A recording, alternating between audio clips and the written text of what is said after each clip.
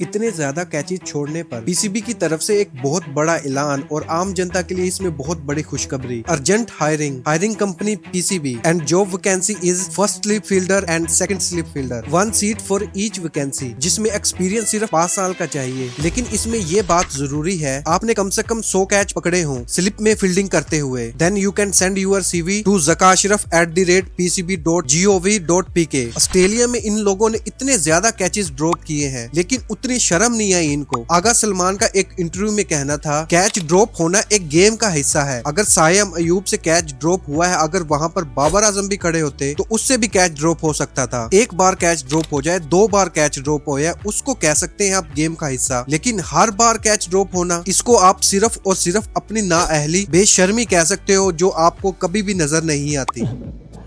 Yeah, firstly Babar and then second me and then Sam is third and Gully South. That's the order we have. But as I say earlier, it happened to anyone. You never know. Babar was there and probably he would have dropped that catch. So it's completely part of the game. दूसरी तरफ बुमूमा भी अपनी team से बहुत नाराज है। Australia के खिलाफ इतनी बुरी कारकर्दगी पे अपनी टीम से कुछ ऐसे बदला ले रहे हैं और मीडिया पर यह पिक्चर बहुत वायरल हो रही है कि ये SENA क्या होता है, जिस पर लिखा है अगर आप बाबर आजम के फैन हो तो S for Scotland, E for Ethiopia, N for Nepal and A for Afghanistan. इस पर हसन अली ने अपने लफ्ज वापस लेते हुए कहा, टीम में भी उसको बाबर ही बोलते हैं, बॉब्जी थे किंग नहीं बोलते।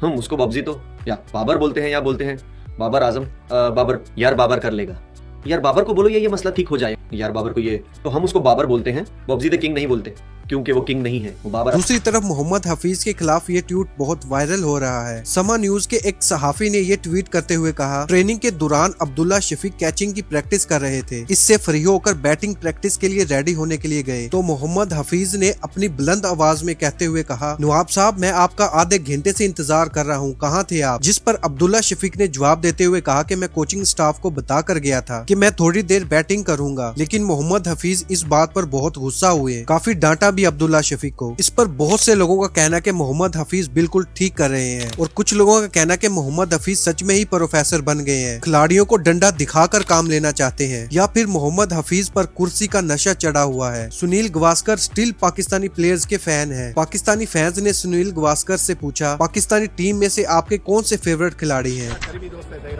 ओके, इमरान खान, जावेद मियां, वो क्या बोलते हो जी?